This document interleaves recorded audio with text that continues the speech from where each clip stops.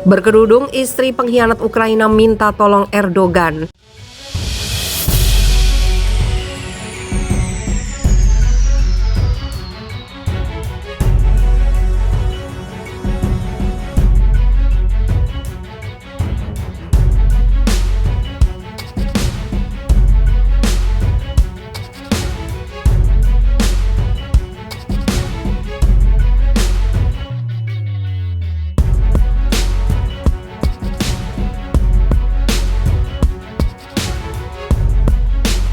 Oksana Marzenko, istri anggota Dewan Perwakilan Rakyat Ukraina Viktor Medvedchuk, memberikan pernyataan terkait penangkapan suaminya oleh agen intelijen Ukraina.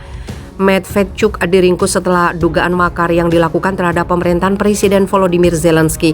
Viva Militer melaporkan dalam berita pada hari Rabu 14 April, Dinas Keamanan Ukraina mengkonfirmasi penangkapan Medvedchuk meskipun tidak disebut secara rinci bagaimana kronologi penangkapan salah satu tokoh oposisi pemerintah Ukraina itu.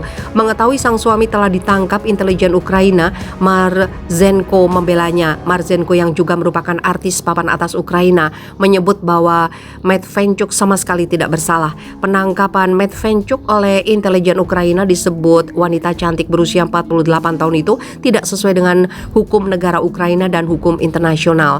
Marzenko bahkan mengatakan apa yang dilakukan intelijen Ukraina adalah tindakan terorisme. Oleh karena itu, Marzenko akhirnya memilih langkah untuk meminta bantuan dari seorang tokoh yang disegani di dunia. Tidak tanggung-tanggung, Marzenko meminta tolong kepada Presiden Turki Recep Tayyip Erdogan. Marzenko tahu betul bahwa Erdogan memiliki pengaruh di dunia dan sangat dihormati oleh Zelensky. Sebelumnya mereka mencoba untuk menghukum suami saya di pengadilan politik. Suami saya tidak melanggar hukum apapun. Segala sesuatu yang terjadi sangat bertentangan dengan dasar hukum Ukraina dan hukum internasional, ujar Marzenko. Saya menganggap penculikan suami saya sebagai tindakan terorisme, katanya dikutip Viva Militer dari Russia Today.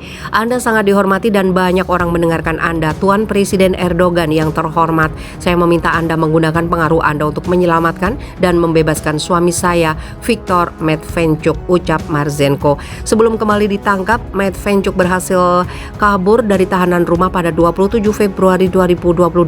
Melihat waktunya itu adalah hari ketiga invasi militer Rusia ke Ukraina. Medvedchuk sendiri merupakan anggota Dewan Perwakilan Rakyat Ukraina dari Partai Pilihan Ukraina sejak 2019 lalu.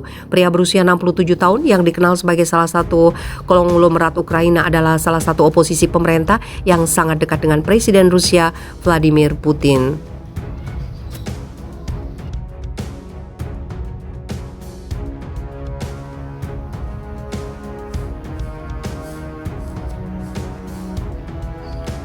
Tuding Rusia lakukan kejahatan perang, Korea Utara sebut Biden pikun.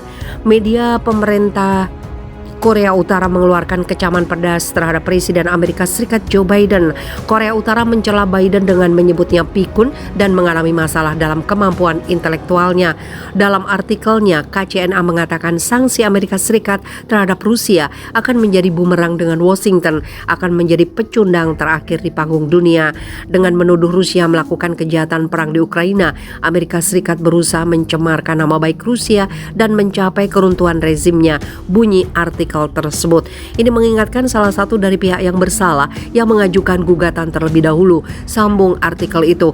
Sebelum menuduh Amerika Serikat melakukan pembunuhan tanpa ampun terhadap jutaan warga sipil tidak berdosa di Afghanistan, Irak, dan Yugoslavia, seperti dilansir dari Russia Today.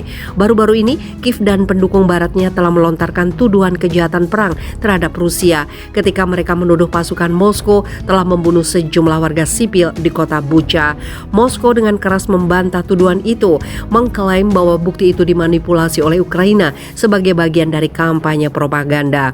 Kremlin telah meminta penyelidikan PBB atas insiden tersebut. Presiden Biden menyebut Presiden Rusia Vladimir Putin sebagai penjahat perang yang tidak bisa terus berkuasa bahkan sebelum insiden di Bucha. Menyebut kepala negara berdaulat sebagai penjahat perang dan diktator pembunuh tanpa alasan yang dapat dibenarkan dan dikonfirmasi adalah penghinaan terhadap negara lain dan jelas pelanggaran kedaulatan. Pernyataan sembrono seperti itu hanya dapat dibuat oleh keturunan Yankee, ahli dalam agresi dan pemuliaan plot, sambung artikel itu. Mungkin masalah itu karena dia membaca naskah yang sudah disiapkan para pembantunya sebelumnya. Jika tidak, kesimpulannya bisa jadi ada masalah dalam kemampuan intelektualnya dan bahwa ucapannya yang sembrono itu hanya menunjukkan kecerobohan seorang lelaki tua dalam kepikunannya. Argumen semacam itu telah lama dibuat oleh lawan-lawan Biden Amerika Serikat yang menunjuk pada sejarah kesalahan verbal presiden berusia 79 tahun itu dan kebingungan yang tampak sebagai bukti penurunan kognitif. Sepertinya suram masa depan Amerika Serikat dengan orang yang begitu lemah dalam kekuasaan, lanjut artikel itu. Artikel itu selanjutnya mengklaim bahwa sanksi Amerika Serikat terhadap Rusia hanya akan merugikan Amerika Serikat. Para komentator di Amerika Serikat dan Eropa telah menyuarakan keprihatinan yang sama di tengah rekor harga energi yang tinggi dan tingkat inflasi yang tinggi selama beberapa dekade di kedua wilayah. Pejabat dan menulis Korea Utara memiliki sejarah panjang menyerang Presiden Amerika Serikat sebelum Biden dengan Donald Trump, sebelumnya disebut Dotad, Barack Obama, monyet hitam jahat, dan George W. Bush, pria setengah matang dan Filistin. Kebijakan Amerika Serikat untuk memberikan sanksi kepada musuh asing yang selalu menjadi sasaran kritik dari Pyongyang. Korea Utara sendiri telah banyak mendapat sanksi dari Amerika Serikat, Uni Eropa dan PBB, terutama atas program nuklirnya.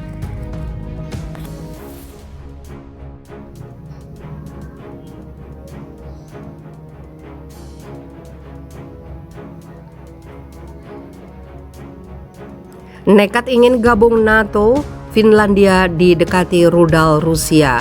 Finlandia didekati sejumlah sistem rudal Rusia setelah nekat ingin bergabung dengan aliansi NATO. Video yang beredar menunjukkan senjata Moskow bergerak menuju perbatasannya dengan Helsinki. Militer Rusia belum secara resmi mengkonfirmasi video tersebut. Eskalasi yang nyata terjadi setelah Moskow memperingatkan Finlandia agar tidak bergabung dengan NATO. Peringatan muncul setelah negara yang selama ini netral tersebut mengatakan sedang mempertimbangkan untuk bergabung dengan blok militer pimpinan Amerika Serikat tersebut. Mengingat keputusan Presiden Rusia Vladimir Putin menginvasi Ukraina sebagian besar terkait dengan ambisi Kiev untuk bergabung dengan NATO, langkah Moskow untuk membawa senjatanya lebih dekat ke perbatasan dengan Finlandia bisa menjadi langkah yang signifikan.